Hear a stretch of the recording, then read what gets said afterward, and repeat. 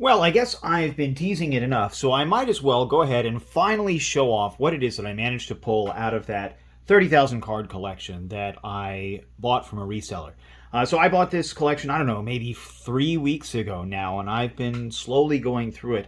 I have to say, there was a disturbingly large amount of 1988 Donruss and 1988 Tops that makes me think that perhaps the original collectors started collecting around those times. A lot of the cards were not in great shape, of course, as you've seen maybe in some of my shorts. Some of them had gotten wet, they stuck together. Of course, because this was from a reseller, somebody who had bought them first, a lot of the best cards were missing. You know, of course, like 1989 Griffeys, for example, or 1987 McGuire's and Bonds. But that's okay, because there were still plenty of really good cards to go through. And really, for me, a lot of the collecting is not so much about finding the most valuable cards, although, of course, that's nice. And frankly, very often I will go ahead and just pop those up on my eBay page if I get a couple of them.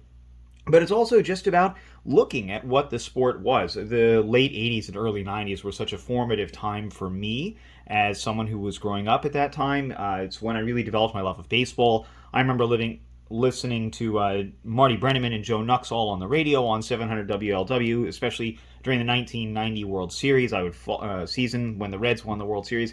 I fell asleep probably, 162 nights that year listening to those guys talk about baseball. So that was such an important time, and I was really glad to be able to find this collection. So without too much chatter, if you've been paying attention, I've put a chapter mark here, so you could have skipped ahead and not heard me talk about all this. Let's show off a little bit of what we got. So I'll start with some of the earlier seasons that I remember as a young man. 1988 score. I'm not going to sleeve these. I'm not going to pop them up on easels or anything, but you can take a look. I found a great 88 score, the Mark McGuire highlights card. The Reggie Jackson retrospective cards from that series, I actually managed to get a couple of all of them, 500 through 504. It was a great thing. Tom Glavine, rookie prospect. Jose Canseco, his first stint with the Athletics, of course. I got a Ricky, I got a Roger, and a couple of Bo Jacksons. One of them's not looking so sharp, but this one I think is just in really great condition. Whoever it is that collected these cards the first time around did a really good job of taking care of them and making sure that they were in good shape. From around that same time, I also managed to get, and this is the only 89 Topps card that I ended up keeping because the rest of them were in pretty rough shape, it's Jim Abbott's rookie card. Good old Jim Abbott. This is from 89 Topps, and of course this is his draft pick card, so he went to the University of Michigan, as did, of course, the current head coach of Michigan football, Jim Harbaugh. And I also managed to get from around that same era, from 1986, this is the only Topps Tiffany card I have ever gotten. This was just stuffed into the back of a box. But it's Kirk McCaskill, so not somebody who had a particularly fantastic career, of course, although he was one of the 1,400 best baseball players in the world at the time. But it's neat. This is my only Topps Tiffany card that I've ever held. I've never actually seen what they looked like before this experience. From the world of Fleer, Pat Mahomes from 93 Fleer, of course. I gotta find, anytime you find Pat Mahomes, you gotta collect it, right? I got Mattingly from 93 Fleer, George Brett, Roger Clemens, Ken Griffey Jr. from the 93 Fleer set. This is just, this card is in beautiful condition. Again, whoever collected these cards did a fantastic job. And then the Martinez brothers, Pedro and Ramon, both played for the Dodgers, of course, in the 1992 season.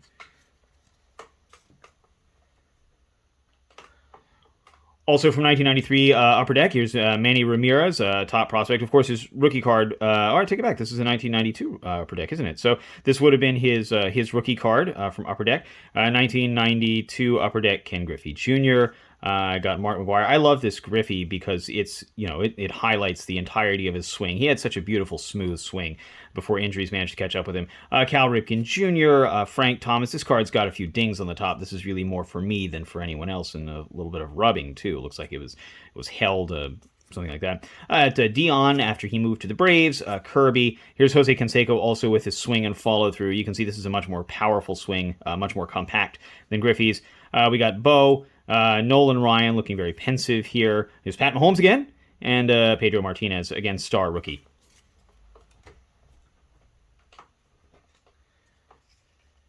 From the world of Fleer, Jim Edmonds, 94 Fleer. This one's also got some dings, but again, this is for me. I love the Cardinals and, Jimmy Ballgame, just a fantastic outfielder. We've got Greg Maddux, John Smoltz, and Tom Glavine, all from 94 Fleer, and Randy Johnson, because you always got to, if you find an opportunity to collect the big unit cards, you really ought to. Around that same era, 93 Donruss, we got a couple of Don Mattingleys. A couple of Barry Bonds. This one's got some dings and a little bit of yellowing in the top. I think these cards were probably left in binders and left out in the sun. Pat Mahomes again. Tom Glavine. And Larry Walker. I love me some Larry Walker. Again, love the Cardinals. He had such a great impact on the Cardinals towards the end of the 90s and the early 2000s. 94 Pinnacle. Chan Ho Park rookie card. Got a couple of those. Got Pedro again. Look at that fantastic mullet. Got Bo Jackson from his time with the Angels. Some more Jim Edmonds. This is his rookie prospect card from 94. John Smoltz. Again, anytime you can find the big arms from the Braves, you should. And then several copies of this Mark McGwire card, also rocking the mullet. McGwire had a mullet really through the late 90s. It was sort of unfortunate towards the end. 97 Topps, didn't get a lot out of this one. Although there were nearly 1,000 97 Topps cards, none of them were in super great shape. Again, I think they were placed in a binder and then left out someplace. But, Jim Thome, Greg Maddux, got a Manny with a little ding. That's okay. Again, these are for me more than anybody. And Frank Thomas. What I find interesting about this card for Frank Thomas is that he's making a defensive play. Of course, he was known as the Big Hurt because he was such a powerful hitter. I mean, he wanged them ding-dongs all over the baseball field. But, he really was a capable, if not solid, defender. And so here's a great shot of him making a play at first base.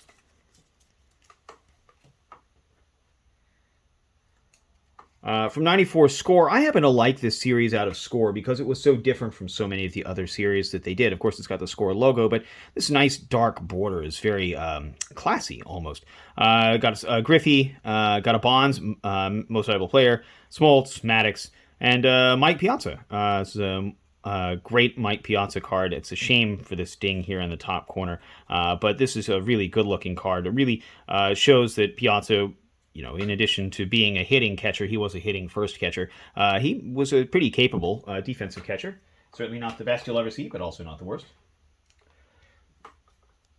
2000 Stadium Club. I love these cards because of the art. Like, this is a full art card. If you're into grading, it's hard to get these graded very high because these full color edges, I mean, it's really obvious when they're damaged, when they're scratched. But we've got a little bit of separation too here between the gloss overlay on the card and the card itself. So again, value is down, but again, these are for me, right? So we've got Mark McGwire, Roger Clemens from his turn with the Yankees. Barry, of course, he'd moved to the Giants in 93, so this being in 2000, so 7 years later. This was in the peak of his home run hitting era. And Jeter. It's a really great shot of Jeter as the defensive shortstop. He was a capable hitter, but he was an outstanding defender as well. And now I wanted to show off 98 Topps, not because this was a particularly great set for me, not because I got a lot, but, of course, Jim Edmonds with the Angels. Randy Johnson strikes out 19. A couple of draft pick cards. We got a Brad Lidge prospect card here, and got Mariano Rivera, a really great landscape-style card. Here's Scott Rowland in his Phillies uniform. Again, a great Cardinals player as well. Made a big difference with the Cardinals playing third base there. Scott Rowland, by the way, should be in the Hall of Fame. Frank Thomas. Tony Gwynn, got a couple of those. A couple of them were in pretty bad shape. This was a very difficult set to find good cards in. Wade Boggs. Here's Matt Holliday's prospect card. They label it a rookie card. I don't think that's really fair. Got a bunch of the 98 Topps Jeter. Some of them were in bad shape. You can see here's a great example. This one was placed under a grommet of some kind.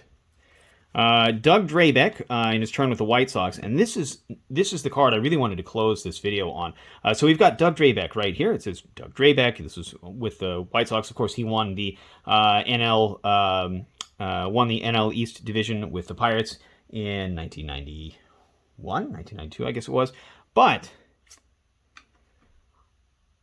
this is a no name on front card. You can see there's no gold ink here. So this is just a really great error to collect. I love errors, misprints like this. I've gotten a couple of basketball cards like this as well. I happen to like them a lot. It's a shame that the face of the card is actually damaged. You can see the ink has started to separate. These cards were left probably in a hot garage, and they got a little humid and damp, and this card stuck to the card that was in front of it. But my goodness, this is fun. It's not Frank Thomas, no name on front, right? From 1990 Topps. That's the card that everybody's chasing.